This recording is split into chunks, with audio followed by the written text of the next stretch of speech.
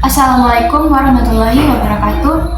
Saya Nefara Manuzalia dari kelas B2 Bimbingan dan Konseling Islam Fakultas Dakwah dan Komunikasi UIN Sunan Ampel Surabaya dengan nomor induk mahasiswa 0402032353. Saya akan memaparkan tentang materi secara singkat berdasarkan makalah yang telah disusun oleh kelompok 1 mengenai hadis keutamaan berdakwah. Selain dalam Al-Quran, di dalam hadis juga terdapat perintah untuk melakukan dakwah.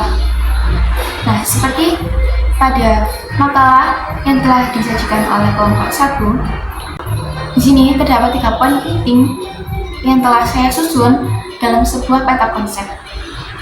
Seperti ini. Dalam peta konsep yang saya buat, pada poin pertama, yaitu hadis kewajiban berdakwah. Nah, kewajiban dalam berdakwah terdapat dalam hadis yang pertama, yaitu hadis Al-Bukhari nomor 3202. Kemudian yang kedua terdapat dalam hadis Sahih Bukhari nomor 2697. Kemudian yang ketiga terdapat dalam hadis riwayat Muslim nomor 49. Dan yang terakhir terdapat dalam hadis riwayat Tirmizi. Kemudian dalam poin kedua, yaitu keutamaan berdakwah, terdapat 5 keutamaan dalam berdakwah.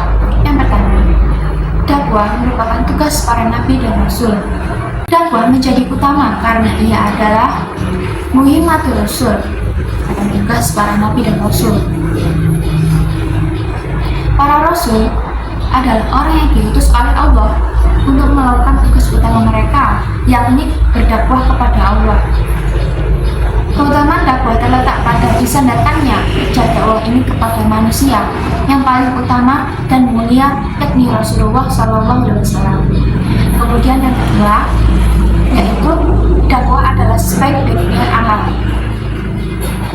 Dakwah adalah amal yang terbaik karena dakwah memelihara amal Islam di dalam pribadi dan masyarakat, membangun potensi dan memelihara amal soleh adalah amal dakwah, sehingga dakwah merupakan aktivitas dan amal yang mempunyai peranan penting dalam menegakkan Islam.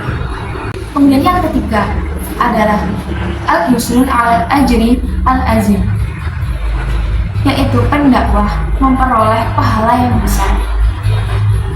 Dakwah menjadi utama karena dengan berdakwah seorang muslim meraih pahala yang teramat besar. Kemudian keutamaan berdakwah keempat adalah an-najatu minal azab. Dakwah dapat menjadi penyelamat dari azab Allah Subhanahu wa taala. Dakwah yang dilakukan oleh seorang dai akan membawa manfaat bagi dirinya sebelum manfaat itu dirasakan oleh orang lain yang menjadi objek dakwahnya atau mad'u. Manfaat itu antara lain adalah terlepasnya tanggung jawabnya di hadapan Allah Subhanahu wa taala, sehingga ia terhindar dari azab Allah Subhanahu wa taala. Kemudian keutamaan dalam berdakwah yang terakhir, yaitu yang kelima, adalah terbentuknya umat yang terbaik. Dakwah adalah jalan menuju khairul ummah. Khairul ummah adalah umat terbaik yang pernah ada, seperti yang disebutkan dalam Al-Quran surat Ali Imran ayat 10, yang artinya, kamu adalah umat yang terbaik yang dilahirkan untuk manusia, menyuruh kepada yang ma'ruf dan mencegah dari yang munkar, dan beriman kepada Allah.